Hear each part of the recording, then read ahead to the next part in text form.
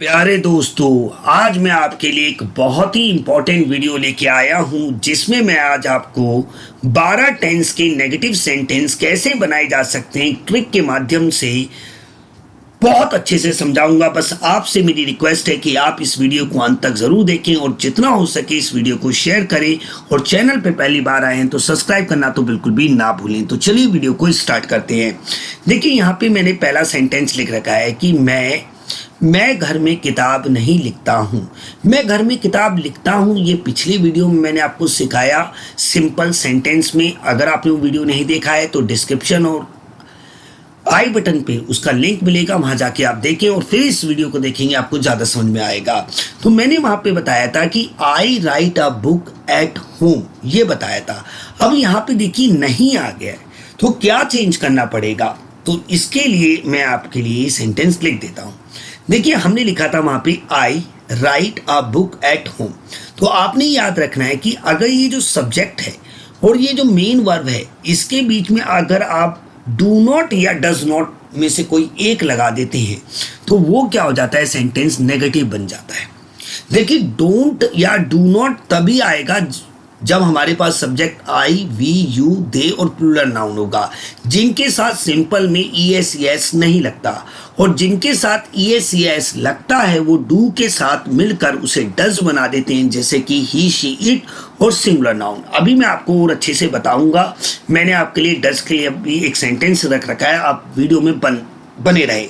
अब देखिए दोस्तों, ट्रिक क्या है?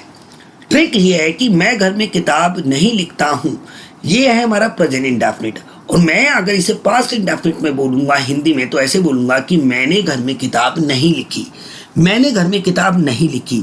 बस ट्रिक ये है कि अगर मैं इस डू को डिड बना दूं तो ये नेगेटिव बन जाएगा पास्ट इंडेफिनिट का, और इसी डू को अगर मैं फ्यूचर में विल बना दूं तो ये बन जाएगा फ्यूचर इंडेफिनिट का नेगेटिव। ये पिछले वीडियो में मैंने आपको बहुत अच्छे से समझाया है, उस वीडियो को आप पूरा जरूर देखें। 20-22 मिनट का वीडियो है, वो आपके बहुत ज्यादा काम आएगा। तो देखिए, ट्रिक यही है। मैंने आपको पहले ही बताया था, डू का मैंने क्या कर दिया, डिड, फिर मैंने डू का क्या कर दिया, विल। तो देखिए, I do not right, I did not right, I will not right. तो आप देख रहे हो सिर्फ और सिर्फ यहाँ पे विल नॉट आ गया, यहाँ पे डिड नॉट आ गया और यहाँ पे डू नॉट आ गया। तो आप अगर आप ध्यान से देखें तो डू का क्या हुआ है, डिड, और फ्यूचर में क्या हुआ है, विल। और एक इंपॉर्टेंट बात दोस्तों, जो कि मोस्ट इंपॉर्टेंट है, क्योंकि डू की सेकंड फॉर्म होती है डिड, और जब कभी आप डिड का इस्तेमाल करेंगे तो जो सेकंड फॉर्म होती है वो फर्स्ट में बदल जाएगी। क्योंकि इसका जो सिंपल सेंटेंस होगा वो ऐसे था कि आई रॉट अ लेटर, या I wrote a book at home. ठीक है, एट होम।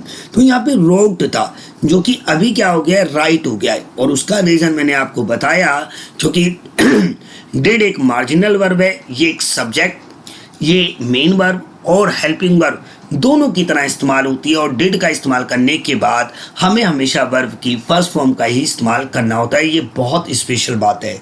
मैं इस चीज़ को और अच्छे से समझाने के लिए आपको ले जाता हूँ दूसरी स्क्रीन पे और इस स्लाइड पे। इसको मैं रफ कर देता हूँ, ठीक है।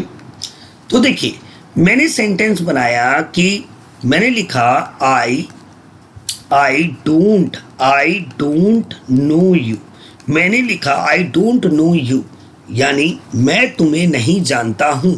और मुझे बनाना है कि मैंने तुम्हें नहीं जाना या मैं तुम्हें नहीं जानूंगा, यानी प्रेजेंट इंडेफिनिट के नेगेटिव सेंटेंस से मुझे पास्ट इंडेफिनिट के नेगेटिव या फ्यूचर इंडेफिनिट के नेगेटिव में कन्वर्ट करना है। तो मुझे यहाँ पे डिड नॉट यानी डिडंट कर देना है, यानी डिड नॉट, और यहाँ पे मुझे विल नॉट यानी वुंट कर देना है। कितना सिंपल है दोस्तों। एक और सेंटेंस देखिए, दूसरा सेंटेंस देखिए। मैंने लिखा दे प्ले क्रिकेट। मैंने लिखा दे प्ले क्रिकेट। मैंने कहा वो क्रिकेट खेलते हैं। अब वो क्रिकेट खेलते हैं तो सिंपल है, वो क्रिकेट नहीं खेलते हैं, तो सब्जेक्ट और प्ले के बीच में मुझे क्या लगा देना है, डोंट लगा देना है। और मुझे इसे पास्ट में कन्वर्ट करना है तो इसे डिडंट कर देना है, यानी डिड नॉट कर देना है। और फ्यूचर में करना है तो वुंट कर देना है, यानी विल नॉट, ये कॉन्ट्रैक्शन है दोस्तों, ये बहुत ज़्यादा यूज होती है। डिडंट हो गया, वुंट हो गया, डोंट हो गया या डजंट हो गया। आई होप आपको ये चीज़ समझ में आई है, बिल्कुल समझ में आई होगी आपको। अब देखिए ये ट्रिक है। अब दूसरा सेंटेंस देखिए, मैं घर में किताब नहीं लिख रहा हूं। मैं घर में किताब नहीं लिख रहा हूं, जरा ध्यान से देखिए। देखिए, I am writing a book at home. I am writing a book at home, ये पिछले वीडियो में था कि मैं घर में किताब नहीं, अब मैं घर में किताब लिख रहा हूं। बस आपने याद रखना है दोस्तों कि ये जो एम है, इसके बाद अगर आप नॉट लगा दोगे तो ये बन जाएगा नेगेटिव। बस यही इंपॉर्टेंट बात है दोस्तों। एक बहुत ही मुद्दे की बात मैं आपको समझाता हूं जो आपकी नॉलेज को बहुत ही ज़्यादा इन्हेंस कर देगा, जो कि एक ट्रिक है मेरी, और ये पूरी की पूरी ग्रामर में लागू होती है और ये आपकी बड़ी मदद करेगी अगर आप ध्यान से समझ लेते हैं। देखिए दोस्तों, जब कभी भी हमारे पास कोई पॉजिटिव सेंटेंस होता है, पॉजिटिव सेंटेंस, हमें उसे कन्वर्ट करना है नेगेटिव सेंटेंस में, ठीक है। जैसे एग्जांपल, जैसे मैंने लिखा आई एम प्लेइंग चेस। मैंने लिखा मैं शतरंज खेल रहा हूं, ठीक है। मैंने लिखा मैं शतरंज खेल रहा था। I was playing cricket, I was playing chess. मैं शतरंज खेल रहा हूँगा, क्योंकि मैंने आपको पिछली वीडियो में भी ये बात समझाई थी कि दोस्तों बहुत ज़्यादा सिमिलैरिटी बहुत ज़्यादा होती है और डिफरेंट बहुत कम होता है। तो जैसे ही मैंने एम को वॉज में बदला, ये पास्ट हो गया, और विल बी में बदला, ये फ्यूचर हो गया। अब मैं इसका नेगेटिव सेंटेंस बनाना चाहता हूँ। क्या बनाना चाहता हूँ? Negative sentence. कैसे बना सकता हूँ दोस्तों? बहुत ही सिंपल सी बात है। देखो, अगर आपकी सिंगल हेल्पिंग वर्ब हो, या फिर आपकी डबल हेल्पिंग वर्ब हो, या फिर आपकी ट्रिपल हेल्पिंग वर्ब हो, ठीक है। देखो, हेल्पिंग वर्ब सिंगल हो सकती है, डबल हो सकती है, ट्रिपल हो सकती है। जैसे इज एम आर सिंगल है, जैसे विल बी हो गया, शैल बी हो गया, हैज बीन हो गया, हैव बीन हो गया, डबल है, और विल हैव बीन ट्रिपल है। पर आपको नेगेटिव बनाने के लिए क्या बात याद रखनी है कि जो भी सिंगल हो, डबल हो या ट्रिपल हो, उसमें जो पहली हेल्पिंग वर्ब होती है, हमेशा नोट उसके बाद आता है। बस यही बात आपने याद रखनी है। नोट की प्लेसमेंट हमेशा आपको पहली हेल्पिंग वर्ब के बाद लिखना है। जैसे कि यहाँ पे एम है, मैंने इसके बाद नोट लिख दिया। यहाँ पे वॉज है, ये पहली हेल्पिंग वर्ब है, नॉट लिख दिया। अब देखो, यहाँ पे हेल्पिंग वर्ब एक दो है, बट मुझे पता है कि नोट की प्लेसमेंट कहाँ आती है? पहले के बाद। तो देखिए, I am not playing chess, I was not playing chess, I will not be playing chess. कितना सिंपल है, बहुत सिंपल है दोस्तों नेगेटिव बनाना। ये कुछ भी रॉकेट साइंस नहीं है, सिर्फ आपको रूल रेगुलेशन नहीं याद करना होता, आपको समझ बनानी है, तभी आप इंग्लिश को समझ पाएंगे। अब देखिए, मुझे इसको पास्ट में बनाना है कि मैं घर में किताब नहीं लिख रहा था। यहाँ पे हूँ है और यहाँ पे था है, एक ही चीज का अंतर है। तो एम का क्या हो जाएगा? वॉज। बाकी स्ट्रक्चर क्या रहेगा? सेम। देखिए, बहुत सिमिलरिटी बहुत ज्यादा है। तो देखो, मैंने सिर्फ यहाँ पे एम नोट को यहाँ पे क्या कर दिया? Was not. इसे हम एंड बोलते हैं और इसे हम वॉजेंट बोलते हैं कॉन्ट्रैक्शन में। यहाँ पे देखिए विल के बाद नोट आ गया। तो देखिए, I am not writing a book at home, I was not writing a book at home, I will not be writing a book at home. आप यहाँ पे देखिए कि नोट की प्लेसमेंट कहाँ है। नोट की प्लेसमेंट देखिए पहली हेल्पिंग वर्ब के बाद है, और यहाँ पे ये क्यों नहीं हुआ? देखिए, सिंपल में ना प्रेजेंट इंडेफिनिट में, याद रखिए, सिंपल में ना प्रेजेंट इंडेफिनिट में हेल्पिंग वर्ब नहीं होती, और ना ही दोस्तों पास्ट इंडेफिनिट में होती। इसीलिए हम पहले डू लगाते हैं, हेल्पिंग वर्ब लगाते हैं, और फिर उसके बाद नोट लगाते हैं। यहाँ पे भी देखिए, हम हेल्पिंग वर्ब लगाते हैं और उसके बाद नोट लगाते हैं, और यहाँ पे तो हेल्पिंग वर्ब थी, तो इसलिए हमने उसके बाद नोट लगा दिया। नोट की प्लेसमेंट आपने याद रखनी है, पहली हेल्पिंग वर्ब के बाद होती है, और वो बन जाता है सेंटेंस नेगेटिव। देखिए, इस सेंटेंस को आप कैसे लिखते हैं कि I have written a book at home, है ना। हैव हमारी पहली हेल्पिंग वर्ब है, उसके बाद आपने नोट लगाना है। यहाँ पे हैड होता है, उसके बाद नोट लगाना है। यहाँ पे विल हैव होता है और विल के बाद नोट लगाना है। बस इसी बात को जरा देखिए, आपको बिल्कुल अच्छे से समझ आ जाएगा। हैव नॉट, यहाँ पे हैव नॉट हो गया, पास्ट में वो हैड नॉट हो जाएगा, और फ्यूचर में देखिए वो विल नॉट हैव रिटन हो जाएगा। सिंपल सी बात, देखिए कुछ भी नहीं है रॉकेट साइंस। यहाँ पे देखो हैव पहली थी, उसके बाद नोट, फिर यहाँ पे भी हैड के बाद नोट आ गया, यहाँ पे विल के बाद नोट आ गया। बस इसी पे फोकस कीजिए दोस्तों, बहुत ही इजी है। मेन वर्ब क्या मैंने बता ही दिया था इसके लिए कि इसमें फर्स्ट आएगी और इसमें सेकंड आएगी सिंपल के लिए, बट यहाँ पे तो 111 हो गया, क्योंकि नेगेटिव में हमें 111 याद रखना है, ये बात याद रखना। बाकी तो सेम है। यहाँ पे 444 बताया था मैंने आपको कि फोर्थ फॉर्म लगती है तीनों में, यहाँ पे तीनों में थर्ड फॉर्म लगती है, और चौथे परफेक्ट कॉन्टिन्यूस में भी हमेशा कौन सी फॉर्म लगती है, फोर्थ फॉर्म। ठीक है, बहुत ही सरल सी बात मैंने आपको ये बताई थी।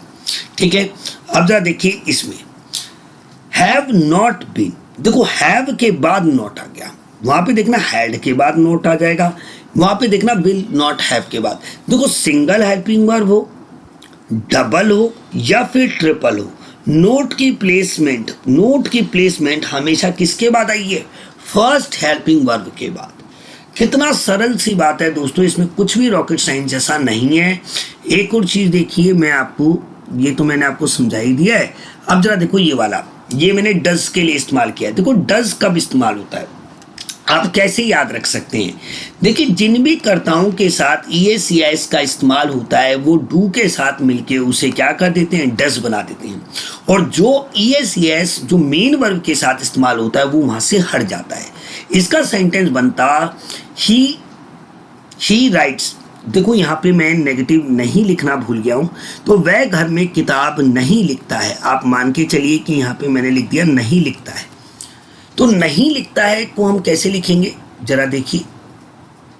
आपने देखा, देखो डज आ गया, डज जैसे ही डज आया तो यहां से ES था वो हट गया।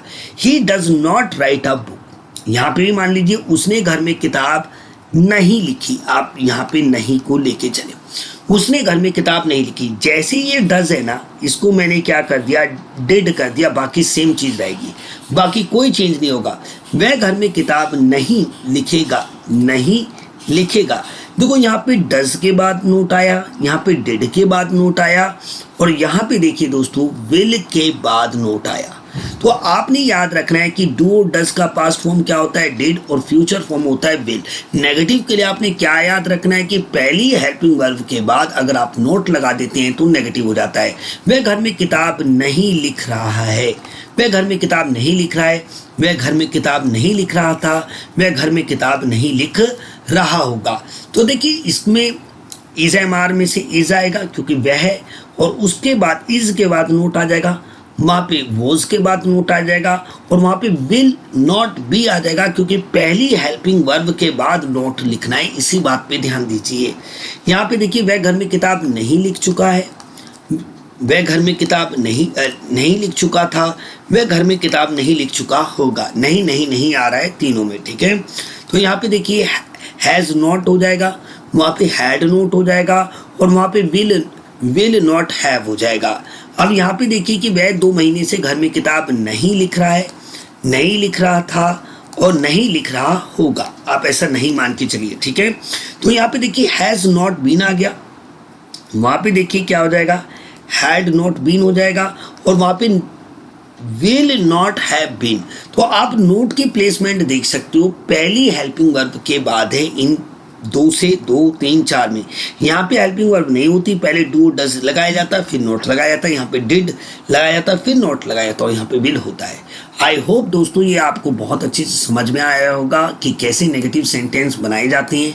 अगर आपको मेरे वीडियोस अच्छे लग रहे हैं और आप चाहते हैं कि मैं ऐसे ही वीडियो बनाता रहूँ आपके लिए, तो ज़्यादा से ज़्यादा विक्की की पाठशाला को शेयर करें अपने फ्रेंड्स के साथ जिनको इनकी सच में ज़रूरत है। मिलते हैं दोस्तों अगले वीडियो में। जय हिंद, जय भारत।